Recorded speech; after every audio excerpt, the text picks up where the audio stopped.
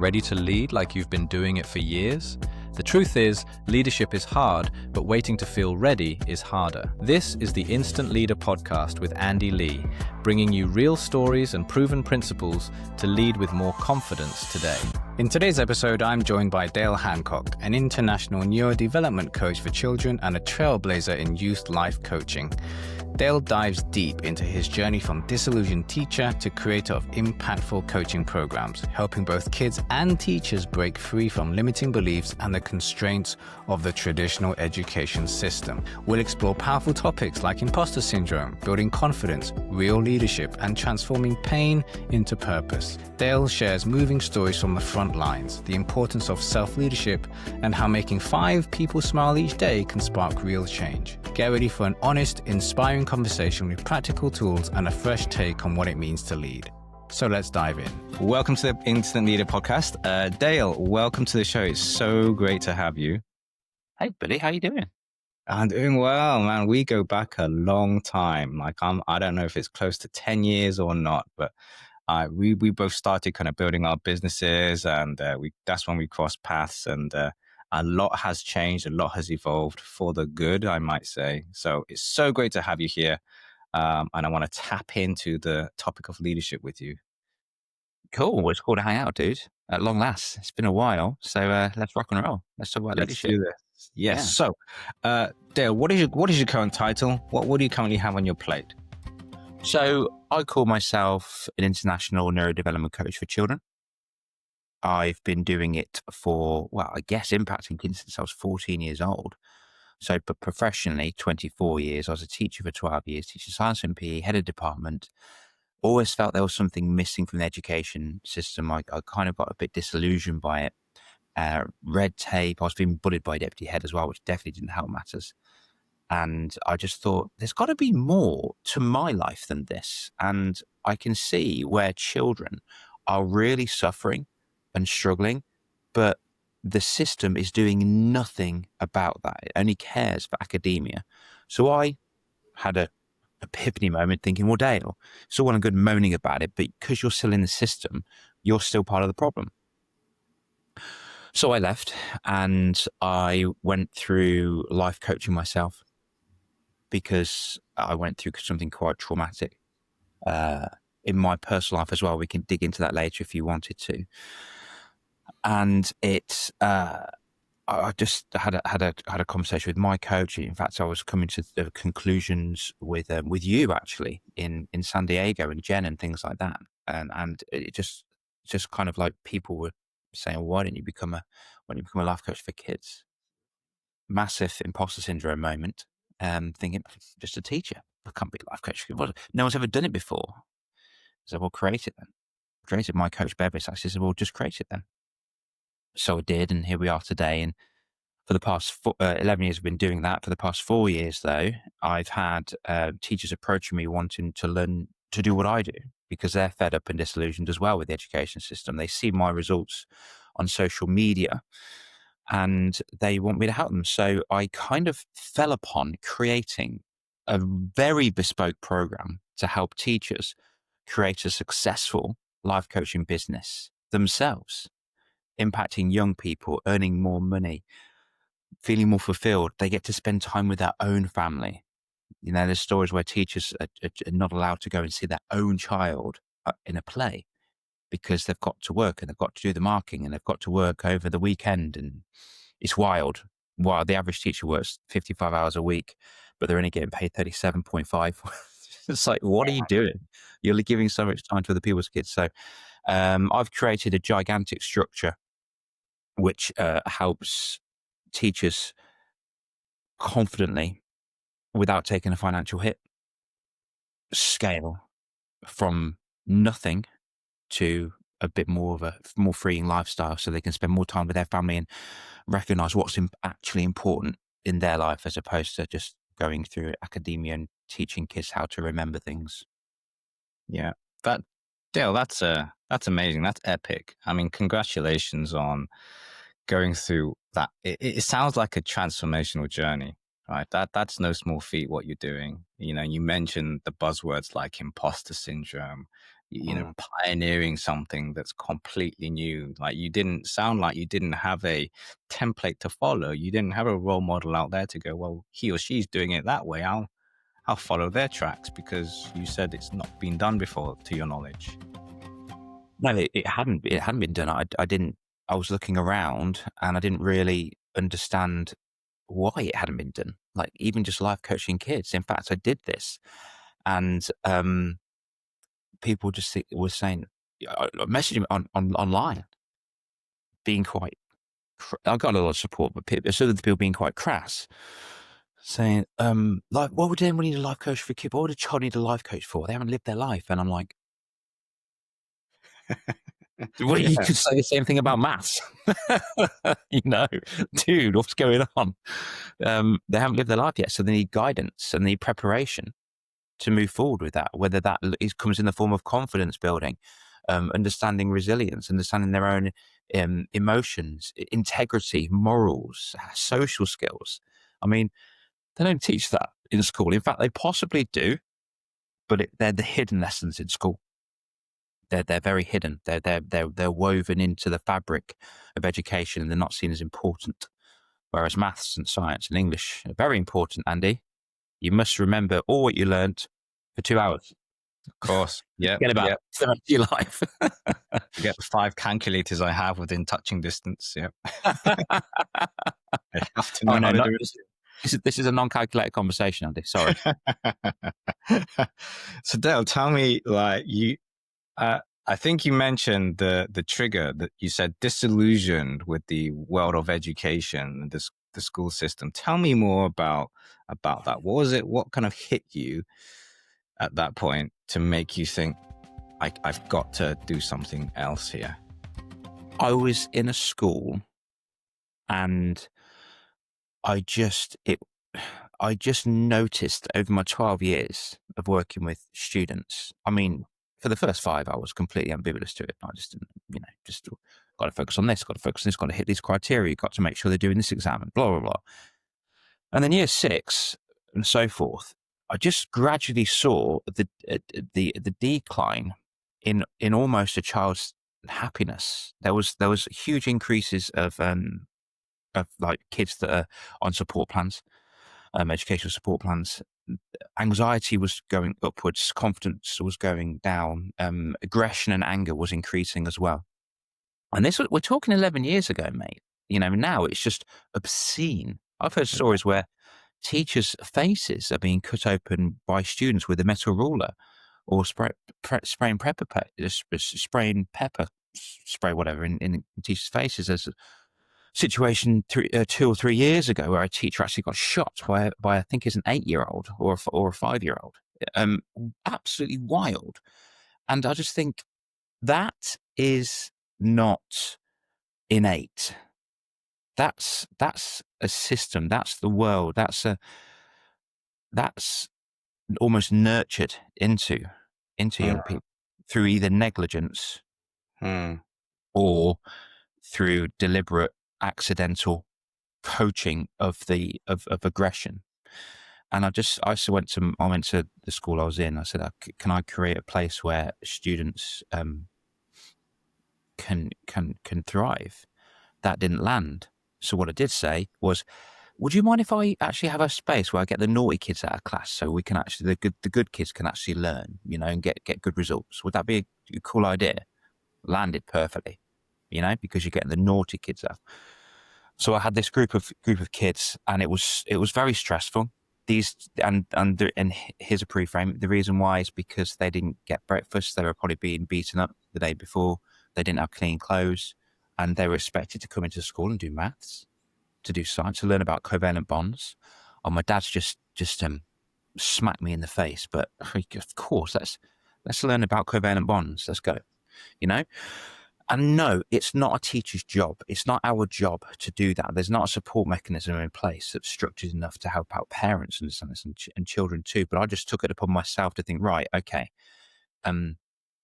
let's do some personal development, because I just landed on that, because I'd never heard about Andy. I didn't even know what personal development was until Tony Robbins popped up on my YouTube screen. Um, so these kids had no clue. So I took them out, and we didn't focus about anything about maths or school stuff. We just spoke about life, confidence, resilience, social skills, conflict management was very important as well. It was very stressful. There was a lot of fallouts. I persevered with it. It was 2 years or so. After the first year, every single one of those kids got me a Christmas present. Mm. I mean, there was only 8, but even still, like these kids, Yeah. they've some of them are from a very privileged background, and some of them were from a very non-privileged background. I was like, bloody hell, that hit me so hard. It was so lovely. I think it's the socks that they got me 11 years ago in my drawer, and then unfortunately got disbanded, which made me think, you know what? I've had enough. I'm leaving this broken system. The reason why I thought I took it upon myself is because there wasn't anything like this for these young people that needed it. Because the education system is only designed to create memory machines Mm. or worker bees. You know, we all know the classic saying, John D. Rockefeller, not here to create free thinkers, we're here to create workers. Mm. And that's 150 years or so ago on, and it's just, wow. You're not creating or cultivating a space for these kids to thrive on this planet. I mean, Yeah. isn't it wild? Like, no one taught you. You're in a lovely relationship with your wife, which is beautiful. No one taught you how to relate to that individual. In fact, there probably were 2 people, your mum and dad, I guess, your parents, but they didn't teach you. You watched them Correct. and you modeled that, and if you were completely unaware, that's how you would grow your relationship. But you are very unaware. You're very aware. You're very intelligent, and you're very open to discovering new ways to go about things. So for you, it's fine. But in school, you're expected when you're 21 or 23 or 24, or however, you're expected to, modern day society, to find one other person that you're supposed to spend 60, 50 years with the rest of your life and relate to that person, and not fall out or not row or not do this and not do that. But it's just like, you've had no lessons. That's like me asking your son, who's 4, right, to GCSE maths paper right now. Mm-hmm. No training. That's the equivalent of what it is. Yeah. So Yeah. that's why I thought I took it upon myself to create a space for children to do that. Whether I was wrong or right, who knows? Well, I don't think it's a question of right or wrong. It's like, did you have a positive impact, right? Did you make things better for those kids? Clearly you did. Did you disrupt the pattern of the system at the time? Did you make people's eyebrows kind of go, oh, what's Dale doing? And receive criticism for that? You did, but you got attention, right? And that little, I don't know if you call it a leap of faith, or that little kind of challenging the status quo moment has now led you to where you are now, where it sounds way more established. You've clearly got support for your vision. You're attracting clients. I'm sure you've impacted countless number of students since then. So it's amazing, Dale. It really is. And that all started with that moment all the way back then. And I want to ask this, like, what it wasn't an easy step. It's not like I'm going to shift into something, blah, and that thing was an easier, smooth step, right? You're moving from, you're like, I'll take the naughty kids out, a mix of a small group of kids with, diverse backgrounds and needs. And maybe it sounds like, again, on the behavioral scale, it's like very different as well. And you're just the one person, never, again, no template to follow. What's the motivation? Like, it sounded like, did you kind of just see a problem and you just jump right in? That's a problem. I don't know how I'm going to solve it, but it needs solving. Or was it kind of like in another way that pulled you? Like, what was the motivation for you kind of doing that?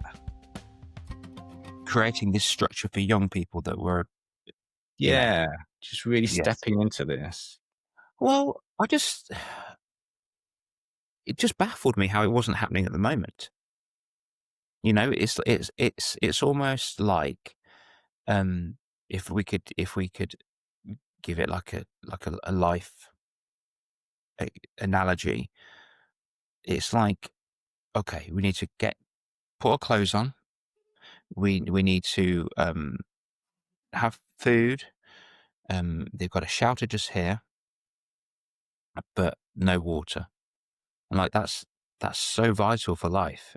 And I thought that this is missing for young people to understand who they are was really, really important. And if I'm being honest with you, I mean, I wasn't a child my mum and dad are wonderful human beings. I'm so blessed, so lucky to have them as my parents. I really am, but grateful every day.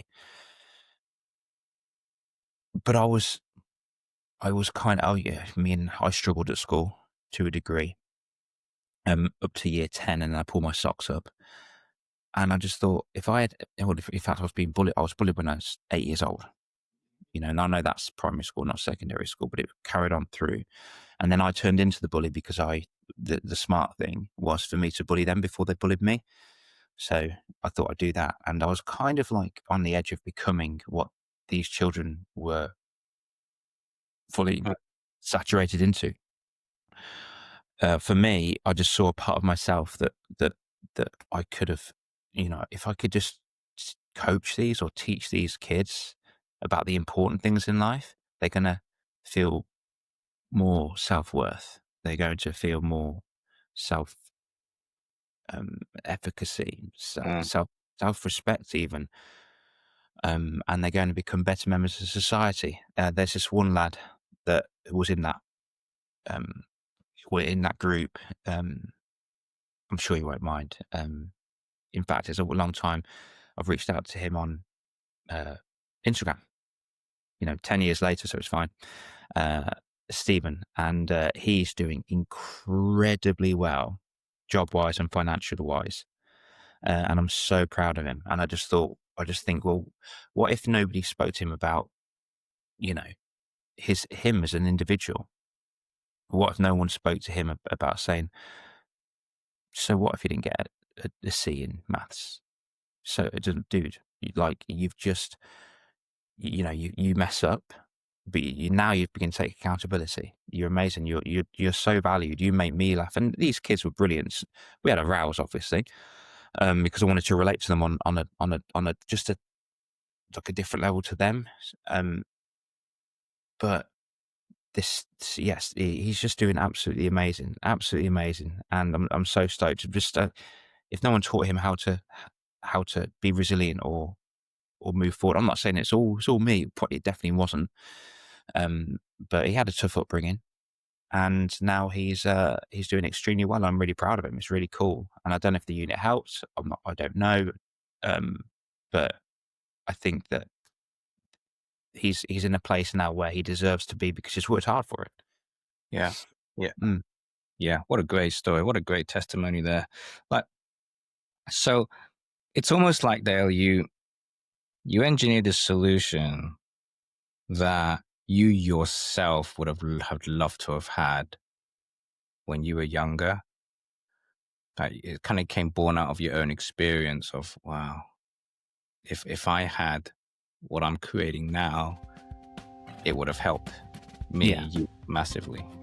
But there was still a lot of red tape that I had to. I wanted to do things outside. That got blocked. I wanted to go on trips.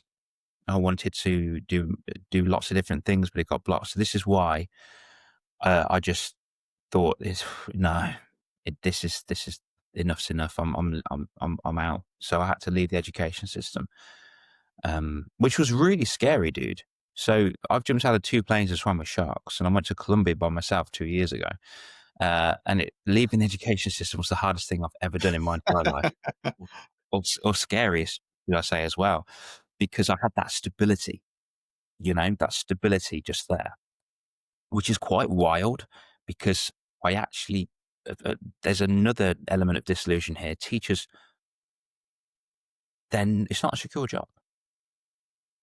It's not a secure job at all. People in higher up than you might not like you and make your life difficult. Happened to me.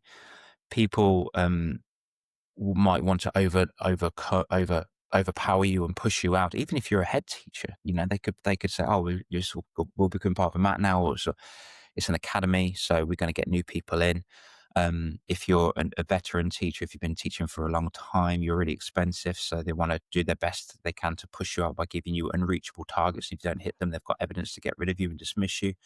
And they get the new ECTs in, which are new teachers. They have to do 2 years now, as opposed to what I did, which was 1 year, so they're even cheaper. And they're more malleable. That's the thing. It's not even the fact they're more cost effective for the school. They're more malleable. So you do what I say, do what I do. And I fell for that when I was doing that too. And I just thought, no, this is entrapment and it's not fair. And you're not giving kids a space to thrive. So this is why I left and just thought, So I went on various training, NLP, CBT, timeline therapy, took all of those. It took a long time, Andy. Took all of those therapies and just kidified it and gamified it, so children can understand, and parents started talking about it. Wasn't working. My dad, I love my dad to pieces. He was just like, Dale, this isn't working. It's not working. Just go back to teaching. I was like, Dad, I'm so sad. I can't. I can't go back to teaching. Absolutely not. And then eventually I started to learn from other people, other business entrepreneurs or what have you, and speak to other people. And that's when I started to grow and just marketing, advertising, selling my service. And the more I put myself out there, the more parents were seeing it and thought, oh, can you coach my kid? Do you coach girls? Do you coach boys? Do you coach 16-year-olds? And from there, it just grew, dude. And it was so much fun because I was actually making more impact life coaching kids than I ever could do as a teacher. I mean, I had a little mission as well. And here's another why, by the way. It's I want to impact 1 million kids worldwide, because I never want them to feel like I felt the first time I was bullied when I was 8. Part of me does want them to feel that, but after the education. Okay. So if I was to be bullied now, that's my choice because I'm aware of the psychology and I know about it. So it was to set these kids up for a positive, powerful, self-believing future. So yeah, it was really cool. Then when I was life coaching these children, it just started growing. I got clients in Thailand, in America. I thought somebody really cruel, Andy, said to me, said, "You write a book. You're thick as shit. How can you write a book?" So do you know what I had to do? I had to write a book, and I wrote the book. Ding ding, just here. I did the whole thing, illustrated it myself, published. It got as far as Hawaii and Australia. Got to a #1 bestseller on Amazon.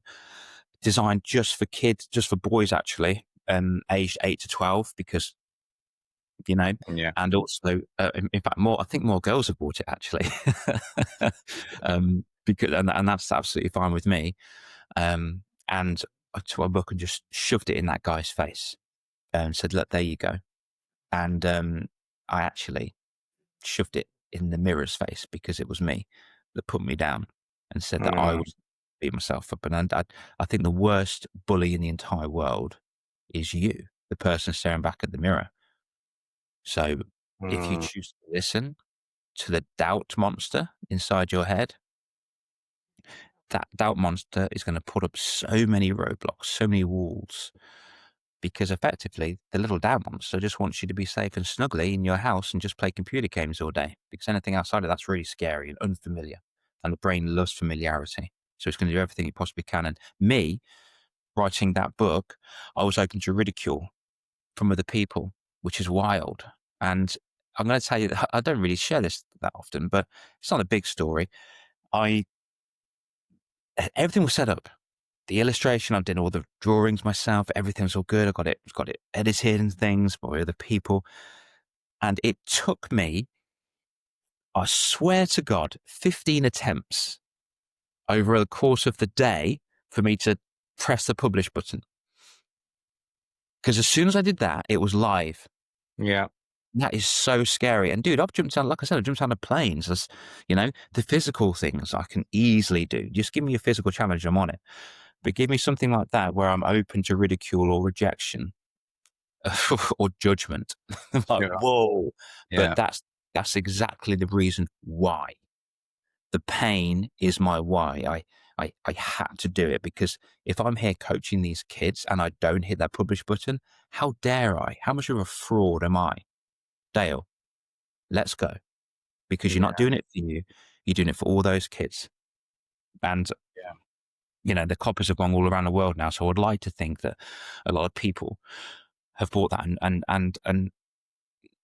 I've kind of helped them in a way and I will never know. And I'd like Yeah. to think they might give that book to their friend or, Yeah. you know. Yeah. So, That's great, Dale. That's great. And so many golden nuggets there. So before I sounded like you were going to carry on talking. Sorry, I interrupted, but I wanted to just make sure that I'm grabbing all of the good stuff. carry on. But on this book you just mentioned now, maybe you have, maybe you haven't. Have you received any criticism for it? And how has that affected you? Yeah. You know? Yeah, and do you know what? Yes, I have actually, and it was just the other day, or say the other day, it's probably last month or something. But it was very recently, and I saw it, and it's something like 3 stars, and I was like, huh? So I had a look. So curiosity, I just had a look, and something like the I don't know, it's too small, or just like a comment that was just completely relevant. I mean, that's okay. I mean, you know, I'm not going to please everybody, but then, you know, what I've conditioned my mind to think is, well, for every comment or everything that's not very nice. And by the way, I've had a lot of haters online, and I love haters for 2 reasons. Number one, it's a sign that I've made it. So 3 reasons. It's a sign I'm being disruptive and I'm disrupting the narrative, which is exactly what I want to do. And number 3, they argue so much on my posts that the algorithm loves it and it grows it even more. Yeah, absolutely. That's why.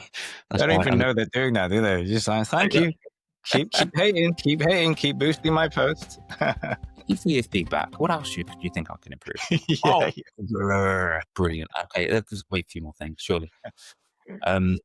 But now in my head, what I want to do is I want to set up a little video camera and watch it with my mom. It's just like a I don't know. It's like that goggle box, isn't it? That show where you watching people watching TV. And have it as content. So always, I tell my teaching community that I'm, you know, converting to coaches. I say always seek the opportunity.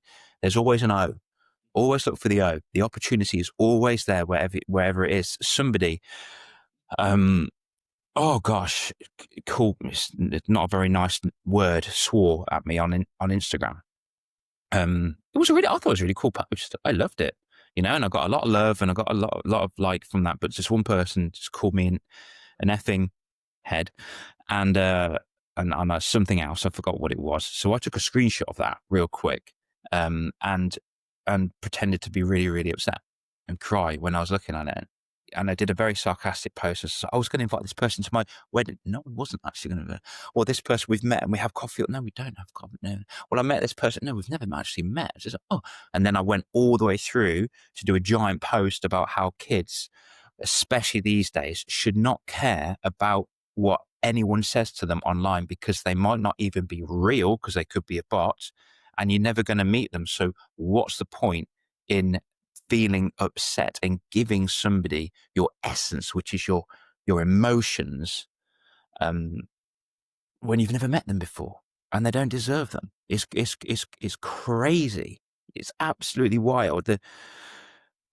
If you can't give someone you've never met permission to dictate the steps you take in life. And if you do, those steps always tend to be backwards. Yeah. Yeah. That's good. That's powerful. And that isn't something that you just need to teach kids, is it? It's something that we as adults need to be reminded of every single day. right? And you mentioned, like, I love that your journey has been shaped almost primarily by your why. It's like the size of your why was and is bigger than the pain of not doing it, or the pain of rejection, like of writing the book, of putting yourself out there.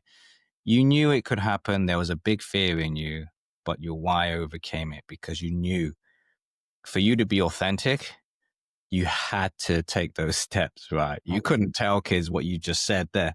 Don't be afraid of, don't like give someone else the headspace. Like, don't do that. If you yourself haven't been able to press the publish button, right?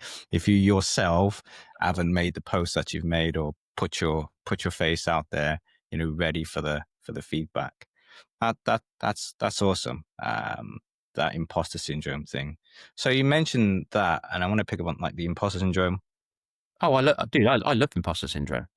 Tell me about that. What's your take on it? You love it? What does that mean? Yeah, dude. Oh my gosh. So I was at a conversation the other day, actually, to my community. We meet live every single week, the teachers and stuff. And a particular lady was a bit nervous of coaching her first client, a child. She's coaching a child. Just give a bit of context, bro. This lady still teaching part-time now, teaching for, I think it was something like 17 years.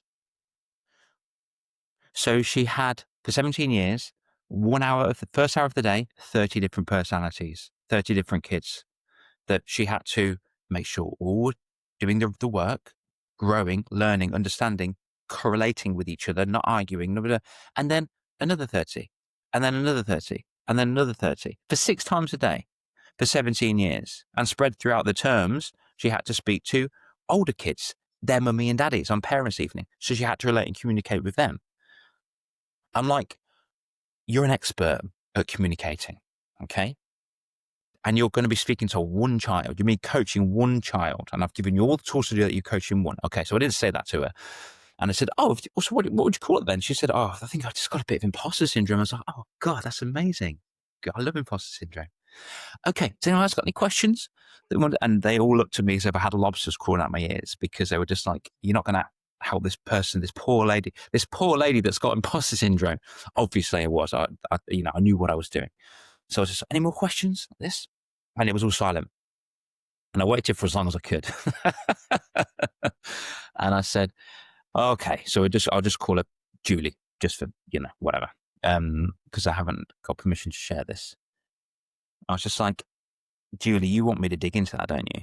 And she's just like, if you could, Dale, that'd be great. I said, so, okay, here's why. I love imposter syndrome. And the reason why I love imposter syndrome is because it's a sign that I'm getting to the next level. And the next level is very scary. Have you ever played Super Mario as a kid? No. Okay. But you know the concept, right? I'm a massive gamer geek. Okay. So I love a bit of Super Mario, a bit of Sonic the Hedgehog. You play Mario, you're on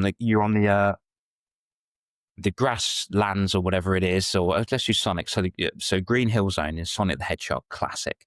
I play the game. You know the concept. Yeah, I play the game, and then I'll go play the first level, and then what happens next? Well, you go to level 2. So, okay, cool.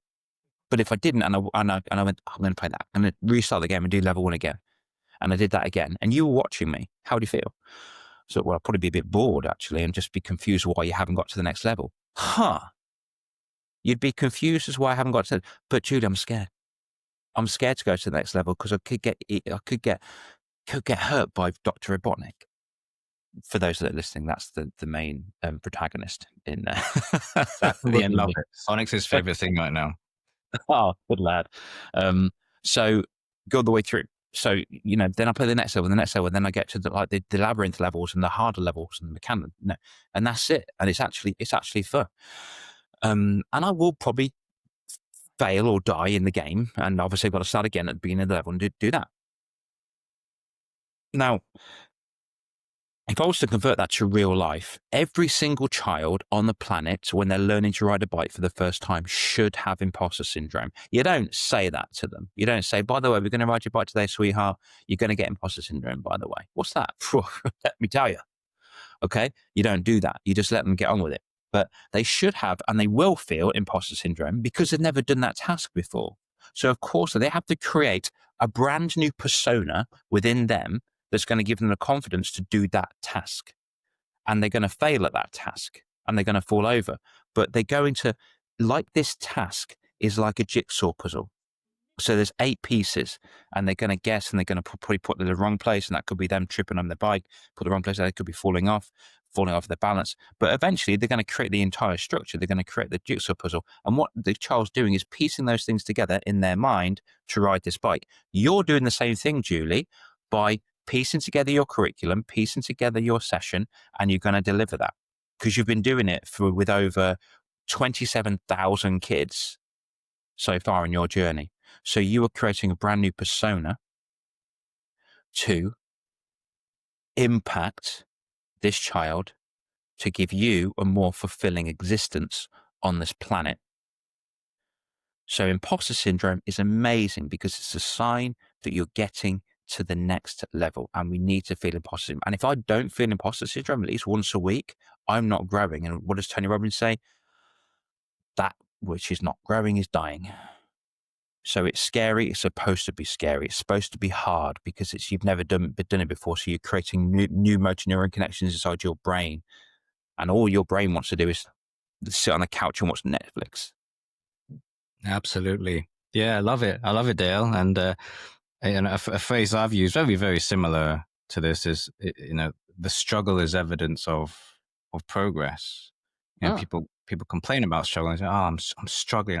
Oh, the fact that you're struggling is evidence that you want to get to a better place because you're pushing through, right? The fact that you're struggling means you're not comfortable where you are right now and you're trying to stretch to the next level, level 2. Right. So yeah, absolutely resonate with that.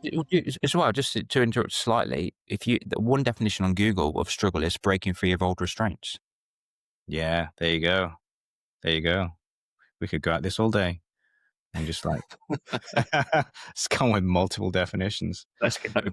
And the fascinating thing with this as well, you gave this example with Julie here, is that it's a lifelong process, right? You're talking about kids and you're giving this wonderful name, the doubt monster. But you could just use that in adult everyday language too, right? It's like, the doubt monster's getting you again, isn't he? I did a talk in the Cotswold School in June this year to a bunch of year 12s. We didn't use the doubt monster. We used the worry monster. And it was so cool. So obviously, I think you must have heard of the worry monster, but before the book was out or whatever, I did an entire NLP, neuro-linguistic programming connection with the worry monster, and color coded it and all that sort of thing. It was really, really cool. I got all of them to draw it on their phone. So they opened up, I don't know, Snapchat or Instagram, and they had to draw it with their finger. Now, what color is your worry monster? And they were drawing them, honestly, I'll send you some pictures, and they were so negative. They were like slimy, they were angry, they were red, they were black, they were ghosts. There was just, all of them had a common theme. Then I explained where that comes from.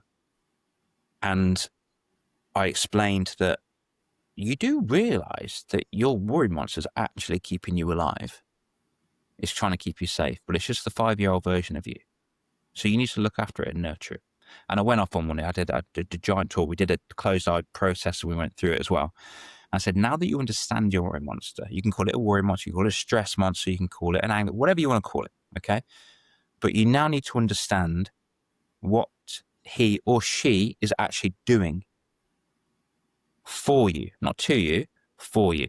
And every single one of them, dude, and I recorded it, every single one of them changed it to a calmer color. So if it was red, they changed it to blue, and they drew that face with a smile on it. Loved it. And the whole purpose of that is to create a positive internal representation of anxiety within them. So the theme was obviously their exam stress or exam anxiety. So it was like, and it was so cool because year 12s, literally not all of them, but a lot of them, probably say 50%, came to me at the end and started talking to me. In fact, the lads that were talking at the beginning were talking for the first 10 minutes or so, just being a bit silly, whatever. They came over and spoke to me and said, "Oh, Dale, that was really good." Yeah. I was just like, cool. No worries, mate. That's cool. So yeah. That's awesome. That's so I don't know why I cool. went off all just there, but No, it's great. I think we talk about the doubt monster and then the worry monster there. The other thing I noticed about Julie there and how you helped her situation after like keeping her in suspense was you took what she was confident and skilled in another domain, although I probably quite related, and transferred it to this domain where she didn't have the confidence. Do you find, and have you found with your experience, other people kind of doing that? It's like they don't feel very confident, or they have imposter syndrome with this one thing they're trying to do, a new thing, and they're forgetting to look around in the other areas of their life where they've conquered it and they've mastered it, and you can take those very same skills or and put it in here. Yeah, all the time. It's like, what's crazy? It's just like going to the gym and working out in one gym and then going to a bigger gym. You're doing the same thing, but in a different environment. It's cool. You've got the skills. You know how to do it. You just got to understand that level of confidence is transferable. That confidence is completely transferable. You can you're not only transferring the skills, but you're transferring the internal skills. And there was a really cool TED talk about confidence as a skill, and it's just repetition, effectively. I forgot who did that. It was Dr. Ivan, I'm sure his name was. I'm sure. And it was fab, and it was just like, and it was talking about analogy of kicking the ball for a goalkeeper at the wall, and he couldn't catch a thing. This goalkeeper and this boy, and he was kicking the ball and catching it, kicking it, catching it, kicking it, and just kept going and going and going and going and going. So what came first, the confidence or the skill? Chicken or the egg? Yeah. And the answer doesn't matter. Thought you were going to give me the answer there, Dale. No. You left me hanging now. I'm the Julie. Sorry, Jules. On this, again, this journey here, pose a question to you. I'm just kind of throwing it out there. When should you give up? Like, you push through and you try and you deal with like the doubt or the worry or the imposter syndrome. Is there a point where you think, well, this really won't work? No, you always go forward. You always go forward. And sidestepping is going forward as well. Completely is. Look at me. Oh my gosh. I was in a quandary at school. I was so disillusioned. I was being bullied by a deputy head. I didn't know what to do. You and I jumped on this course and met in San Diego. We were meeting online every single week. It was really cool. And I was a dating coach, bro.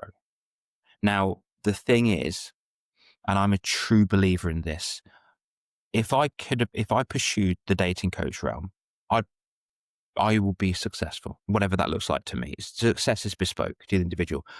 If I pursued that dude, I would 100% be successful. Okay. It was just out of alignment for me. So for me personally, I had to take a sidestep, and I had to use the skills that I've already acquired over my 12 years of education to create something incredible for young people. And I was happy. I was enjoying it. I was putting smiles on faces. I was putting confidence in brains. It was insane. It was so much fun. I was doing family therapy sessions, coaching the kids, going into school, speaking on school stages, writing a book, which I never thought I'd do, doing workshops in schools, speaking to kids in Thailand, in America, in Germany, all over the place. I was getting bigger and bigger and bigger, which was so much fun. I could have done that with dating as well if I didn't stop. But I did stop. I didn't quit my success criteria. I quit that. I don't want to go down the M5 anymore. I'm going to go down the A45 this way instead. Okay, cool. So the journey is always there. It's like I say to the kids, right, if you want to get from here to Scotland, okay, so right now we're in Rugby, in the Midlands area, you want to go to Scotland. How many ways to get there? 3? Nope. 4? No. 10? No. A million? No. Infinity. Because I could walk there, but I could walk this way and this way and this way and this way, and I could walk the other way around the planet and get to the top on that way. I could fly there. I could get a hovercraft there. I could drive there. I could hop there. I could walk backwards. There's so many different ways to get to where your destination, whatever that is. Okay. And I'm just going to say this. My destination is so hazy. I don't even know what it looks like. I've got an idea, but it's not crystal clear. And I think the ambiguity in that is what keeps me going, because it's exciting. You know, it's just a nuanced feeling that I've got inside of me to think, yeah, cool. I'm just going to enjoy the journey. And the side step was coaching kids. And I was coaching the kids, and I was walking up the mountain. I got 2 teacher friends of mine to say, Dale, how do you do what you do? Like, how are you life coaching kids? What is this? What did you go on a special course and stuff? And I was like, guys, no one was doing this ever. So I just created it myself, you know? And I've got my therapies, my psychotherapies. I've got it all CBD accredited. We're all good. We're all safe to go. So, can you teach us? And I was like, yeah, just buy me a coffee and I'll show you. So I did. And what's hilarious is they are still, both of them, in education to this day. This was about 5 years ago or something like that, 4 or 5 years ago. And the reason for that is, Andy, is because people that don't pay attention. It was free. I was just like, yeah, here you go. So here's your free advice. Boom, go and do it. So they wouldn't do it. And they're friends of mine. So they've seen me when I was 15 being silly. So why would they ever trust somebody that was a silly boy, you know? And that just goes all the way through, which is absolutely fine. The new people I'm coaching, thankfully, have never seen that before. They've just seen the results that I'm getting right now, and they want a piece of that pie, which is amazing. So then they said, you need to create something, you need to help more people with this. And I was just like, okay. And then imposter syndrome, bang, hit again, saying, I can't do that. Like, why would I coach a teacher who's been in education for 25 years? That's nuts. I can't do that. You know, that's unfair. They know more than me. Dude, they don't know how to coach. You do. Okay. It's just like, yeah, but I don't know how to deliver it. It's just like, dude, you're doing it every day. And I was just like, yeah, okay, I guess so. So I grew in that moment, and I created this amazing program. So I was climbing up the mountain to my goal. And when I discovered creating young life coaches or helping teachers do this, that was the equivalent of me getting on a ski lift. Whoop. So it's getting me faster to my goal. And I accidentally stumbled across it, mate. Accidentally. So yeah, that was a pretty cool escalation. Yeah. I mean, and I guess you used the word accidental, but you were prepared and you were pushing through and you were exploring, right? So, you know, they there say, are no accidents, are they? Kung Fu Panda, there are no accidents, honestly, and I really believe in that. Yeah. It's like, you know, people say luck is engineered. Really, it's not really luck, is it? So you mentioned out of alignment. You mentioned if you were a dating coach back then, you tried it. If you persevered in that, you would have been successful, but you recognized that you were out of alignment, but you still had success criteria, destination you were aiming for. How do you know, like, you're out of alignment? It sounds really important to know, like, what your, I guess another word is values. Is it a lack of alignment with values? Really good point. How do you define your own values? So for me personally, it's like, you know, I do this with my clients as well, session 2, actually. It's just like, what's the most important thing in the context of your life right now? And then you go through it. Cool. What's the very next thing? You got hundreds down here. Great. Cool. Okay. Well, always they get to 8 or 10 or something. So it's like, I've got no more. Just like, there's no more. Wow. Okay, cool. But if there was, what, if you could guess, what would it be? probably confidence. Okay, cool. So, so if you've just got confidence, what's kind of similar to confidence? Courage, is that important to you? Well, yeah, but it's the same as confidence. Okay, we'll go off that same strand then. Resilient. And they just flow all the way down. And what we do is we get them to number them, or one to whatever, put it across. And then after that, I put them away so they can't see the stuff and said, what's important? Confidence or family? Or confidence? Okay, cool. What's most important to you? Confidence or money or confidence? And you'll find that the values, the words they said right at the bottom, are actually right at the top. And only 1% of the world's population know how to discover their values. Obviously, it's a longer process than this, dude. I'll just give you the fast track version. Yeah. Only 1% know their values. And when you know your values, those are your key motivators in life to pursue where you're going. And none of those values when I did this was dating. And I had to have a conversation with so a few friends of mine and my egoic self, because I think it was more ego.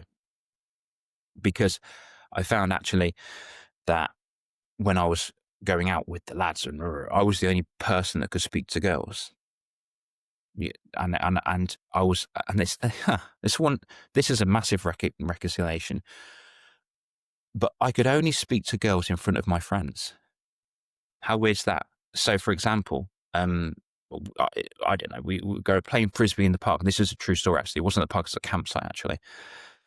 And they were just like, oh, Dad, go and speak to those girls over there. And then I was like, okay, cool, give me the frisbee because we're playing frisbee. And I went, just threw it over there to space. And I went over there and just didn't care what they thought about me. Zero fear of rejection. I just didn't care. Speaking to them, do you want to play frisbee? You'd got on, great. New relationships formed, fantastic. But when I was in a coffee shop and I saw a girl that looked quite attractive, I couldn't speak to her. I got analysis paralysis. I just couldn't go anywhere because I had no one to show off to. So I thought to myself, am I cultivating this course through ego and attention seeking? And look how cool I am, lads, that I get to speak to girls. And I think that's where I got my false confidence from, because there's an element of false confidence in the world as well. Effectively still confidence, but it was out of alignment with me. And I thought, right, what am I better at than this? And I would truly say that it is coaching kids, because to this day, Andy, I'm still getting this. We're talking 11 years ago, 12, 15 years ago. I'm still seeing kids, say kids, they're not kids anymore, but students I used to teach say, oh, you're right, sir. How you doing, sir? So, call me Dale. You don't have to call me sir. It's okay. And they're still speaking to me. Some of them were messaging me online the other day. He's got an Airbnb business, and he messaged me saying, dude, can you help me out with business? I see your business is going really well. Can you help me out with it? Yeah, of course, dude. Just you want to hop on a call? I'll leave your voice notes. Let's go. And and I think that is a sign that I was an incredible teacher, because I'm helping these people ask important questions, not shy away, Yeah, that's great. Yeah, that's amazing. I love that. I love that insight that you gave about yourself with the misplaced confidence thing, and how, you had the confidence to do something when you were proving it to the people around you, but without an audience, it wasn't there. It wasn't there. It's false, like you say. Yeah. Wow. So, hey, in terms of leadership, Dale, what's your definition of leadership? I wrote it down, didn't I? She'll see if you can keep the same answer. What did I say? You said leaders don't lead, they walk alongside. Oh yeah, they're 100%. So this is an odd one, but I don't really see myself as a leader. I guess I'm delivering the attributes because I'm kind of showing people what to do. But what I found when I'm coaching teachers and kids as well, that I'm very open to the kids saying, look, this is what I've done in my life. You can choose this path if you wanted to. And if you do, that's cool. I'll just be alongside you. I'll be walking alongside, and just, if you're going off track, I'll be like, dude, do you remember where we're going? Yeah, okay, cool. So if you want to go to Alton Towers, it's that way, but you're going that way for some reason. So what are you doing? Yeah. Whatever the analogy is. But with teachers, I'm the expert in the room. I'm the master. And that's not from a place of arrogance. That's from a place of, I know 1% more than you at least. So you can do what I do or don't do what I do. That's okay. But I will stay by you to make sure that you feel safe and comfortable. But also, I'm not going to do it for you. Okay, I'm going to give you a fish. I'm going to teach you how to fish. I'm not going to give you a fish. So whichever direction you want to go in, this is what I've done. You can either, choose to veer off. It's entirely up to you. Now, with leadership, I don't think real leaders say, "I want to be a leader." So people may disagree with me on that one, but in my head, with my experience, I think that if people choose to be a leader and be in control of others, it comes from a place of ego to a degree. I think leaders are selected by others, not self-selected. I didn't know that I was going to do this. I did not know. Dude, no one's done this. With what I've seen in the world, no one is teaching or coaching teachers to become life coaches for kids. Nobody is. They're showing people how to be tutors, which is great, but it's very saturated. It's like 100,000 in the UK alone, whereas I know for life coaches there's 350 odd because that's the ones that I've coached. So there's more opportunity for these people, which is absolutely amazing. But yeah, I didn't know I was going to do this. And it was almost like I was pulled by other people's thoughts to do this. I was like, okay, I'll create this. This is what you need to do.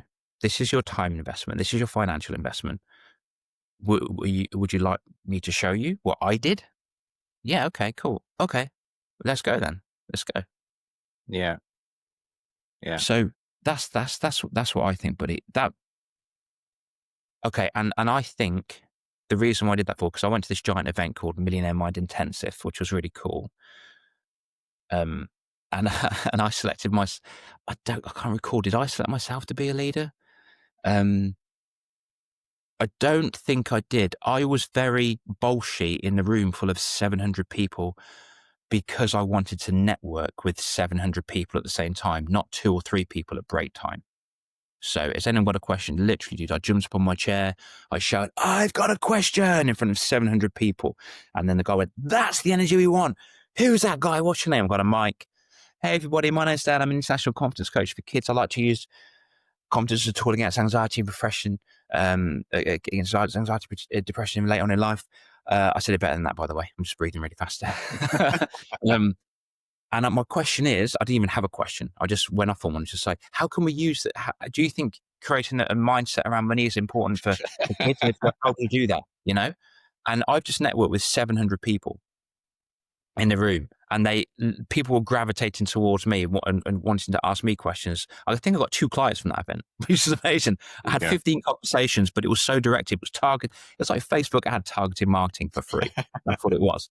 And then we got split into the rooms of I think it was about 20. And that was it. Because I did that, people wanted me you had to have a leader in the group, and people point to me and said I should be the leader. And we're breaking arrows in the neck and stuff. It was really, really cool stuff. And I got selected to do that, and it was just like, okay, so that's organic, that's fresh. I will lead you the best as I possibly can, with the skills that I've got, and I will listen to you. And also, you can have everything first. I'll go last. Like I set up events as well for teachers, to turn into coaches. Whatever food's left, I'll eat it if I'm hungry. But that everyone eats before me, and that's not like a, nonchalant. Oh, look at me, I'm the best food in the world. No, it's just like it's a respect thing. It's just like, this is me. This is what I'm doing. I'm going to help create a space for you guys to learn all this stuff. You need to get everything you need, because I've already got it. Then I'll eat after you if I wanted to. Whatever. Yeah, that's cool. I think didn't Simon Sinek write that book, Leaders Eat Last? Or am I making that up? Yeah, that's it. Yeah, no, I think he did, because he did Power. Right. Well, what now? Start with why. Start with why. Thank you. Yeah, why? Yeah, that's it. Yeah, you got that. So I think what you're saying there, Dale, this leadership thing, the way that your take on it is, it's a byproduct. You don't write that as a destination, like leader. I want to be a leader. Leader is a byproduct of following your passion, figuring out the problem to solve, understanding what your values are. And when you pursue those things, your influence grows, your platform grows, and as a result, a side effect of that is increased leadership, right? It's because people follow you. And that's it. Even the example you just gave, standing on a chair and shouting out across the room, was because you wanted a network, because you wanted to forward your mission, right? And as a byproduct, you became seen as a leader, but you didn't stand on the chair to like say, follow me. Like that wasn't your primary aim. I think as well, dude, there's leadership levels. And I think only real leaders are being led. So I've got a leader who's helping me get to the level that I want to get to. And I know that he's got a leader. And I know that they've got, I mean, look at Tony Robbins and Jim Rohn. Mm-hmm. Yeah. Look at Richard Branson's got a happiness coach, for goodness sake. Like these guys at the pinnacle, they're top of their game. They're being led. They're asking for advice in whatever area it could be. I've got my mentor, my friend, Kit. He said something quite interesting the other day, which was, I've known him for a very long time, actually 10 years or so. And he's always given me advice, which is great. And he's managed to get my company we've managed to get the company to grow from here to here, which is incredible. And he said something, and he said, do you know what? I think, oh my God, I need to apologize immediately. And I said, well, why? You haven't said anything. He said, I know I was about to. And I said, well, what was it? He said, well, I was going to say, this isn't so much of a one-sided relationship now. And I was just like, oh, okay. What do you mean by that, dude? And he said, well, when we first met, you didn't have a clue about business and we couldn't have a decent conversation. Now we're having very, very good conversations. And now you are helping me with my social media, and it's growing. And I've actually managed to get 2 leads from my coaching consultancy. You know how I felt about social media, and I know how you felt about social media, Dale. You're very good on social media. And now I think the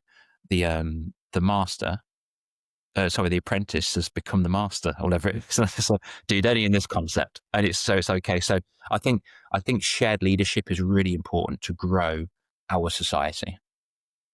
Yes. Yeah. Iron sharpening iron. Yeah. Yeah. Absolutely. Good polish. Dude, I like that. Good polisher. Well, it's not original. It's taken from the Bible. Well, I can't claim credit for that.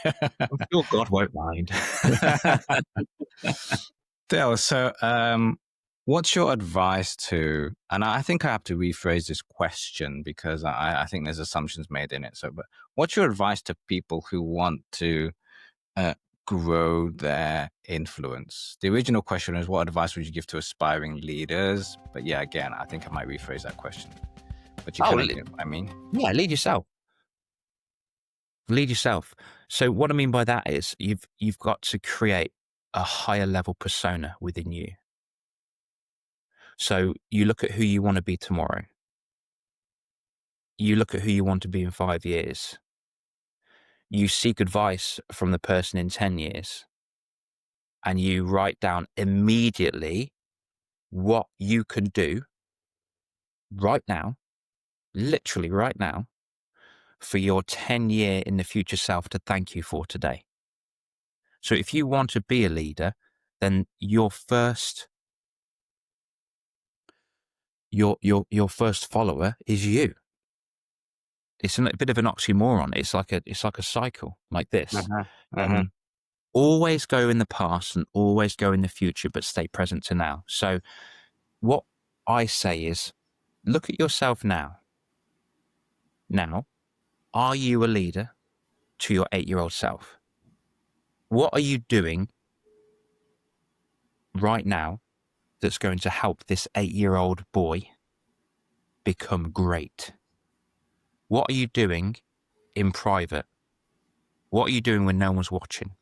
What are you doing now that's going to help your 10-year-old in the future version self, your 50-year-old self, thank you for, oh, Dale, do you know what? thank you for investing in those shares and doing that because we've got millions of pounds now. Dude, that's amazing. Good effort. You were very brave because that was a risk. There's a risk. Dude, yeah, it was a bit of a risk actually, wasn't it? Whatever. I'm coercively down here. It's just like, dude, you're amazing. You're going to become absolutely incredible. And it's not ego. It's not narcissism. It's absolute self-belief, because on the contrary, the formers that I just mentioned, they're putting someone down to give you the false perception of you're growing up. You're not, you're staying here. Okay. So if I was to say, oh, Andy, I'm better than you.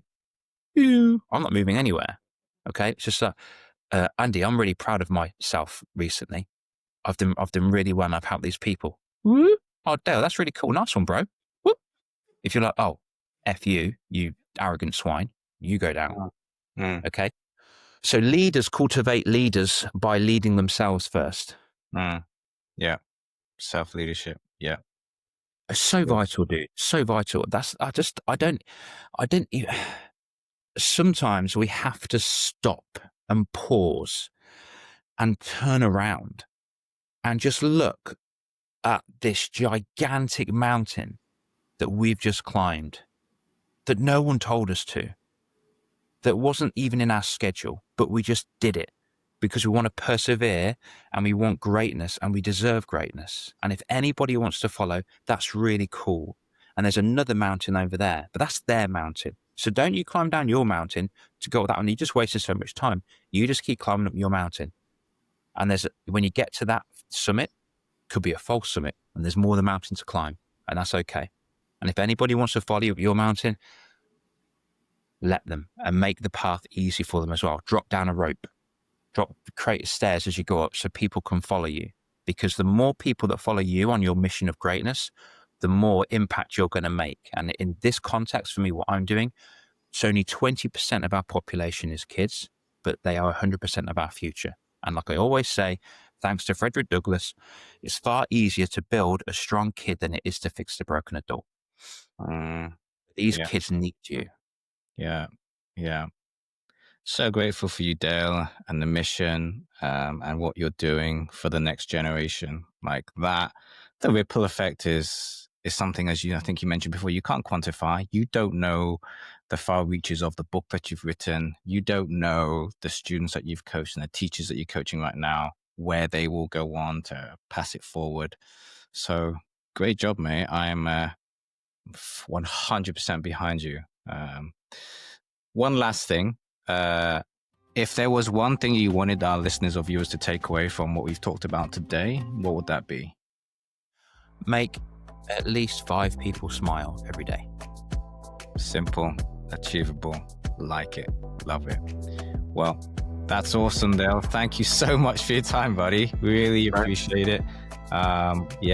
Bless you on your future endeavors and onwards.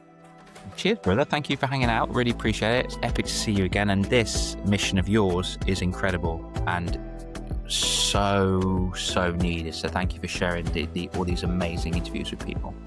Thank you. A pleasure. Thanks for listening to The Instant Leader. If this episode helped, please follow the show and leave a quick review. It really helps others find us. For practical resources and to join the community, head to theinstantleader.com. I'm Andy Lee. See you next time.